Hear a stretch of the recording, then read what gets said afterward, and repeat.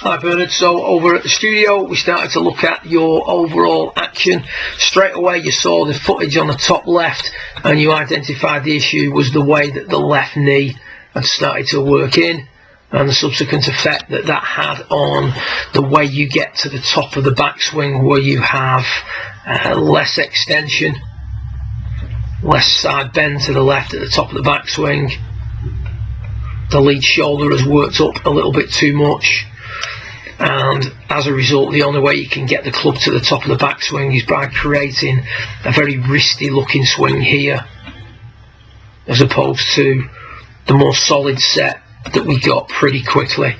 You can see this is 4 shots later by controlling what the knee's doing. So we've got the cane coming out the bag here just on the inside of the lead leg, and the goal is to make sure that as your lead leg is working in because of the turning of the hips, that it's also flexing forward, and as a result keeps the left shoulder working down, allows you to create the side bend to the left, continued extension whilst turning and left tilting, allowing the left arm to travel further. So that was the face on work that we did. A lot of good stuff. Impact position massively improved since we last met. From down the line, the thing that we looked at was your angle of approach. You could see there that the swing was directed too much to the left, the club face was out in front of the hands, and the toe end of the club was pointing very much to the sky, which means that that club now is very open to the arc of the swing that we're establishing throughout. So the first change we made, or the first thing we talked about, was trying to keep the arms in a little bit more, which we can see here. The arms are now staying in, arm doesn't get pulled out quite as much. As a result, the club is not out in front of the line, it's now kept on the inside. But the club face was just obscured there, just sort of blends in with your thigh. The club face is still quite open to the arc of the swing, and as a result we're getting a lot of shots that were high and to the right.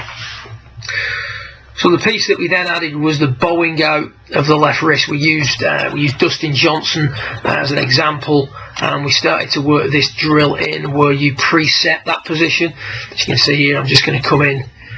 Don't let the arms wander back as you do this. You saw during your session that it's very important that you do this the correct way. Keep the arms where they are. Establish a wrist condition that you're looking for, so you're pushing the butt of the club down and then under, stopping at P2. And you can see what you've got there now is you've got the face condition that we're looking for coming into impact. We need a little bit more of that so the club face doesn't point as much to the sky, and it's already in there. So the goal now is to just make a little backswing,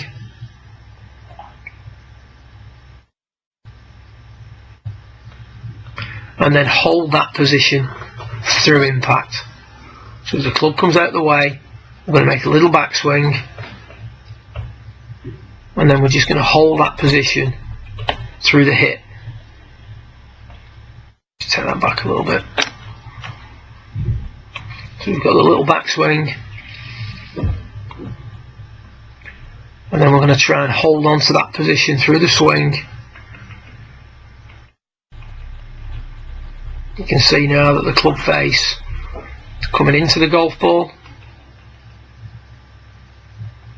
I'm going to take this down just a frame or two before impact.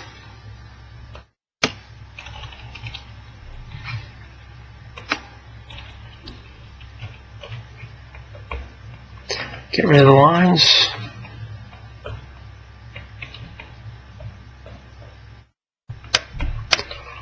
Reduce the size of the logo, sorry about that.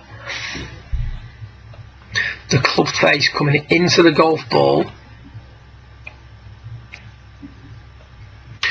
is aiming much less to the right after you've added that piece. So rather than trying to go finding something at speed, we can actually put it in there during the backswing. So from a swing perspective, control what the left knee's doing. That has a profound effect on the way you create your P4. Then for the overall directional sort of results, we want to bow out that left wrist a little bit more and then hold on to it through the hit, rather than letting that left wrist cup on the way back, and then hold on to it. As a result, we're always going to come in with the club face to open. Top right image, much better. Good luck with it. If you've got any questions, feel free to send me an email. I'll forward you the images that we took on the day as well.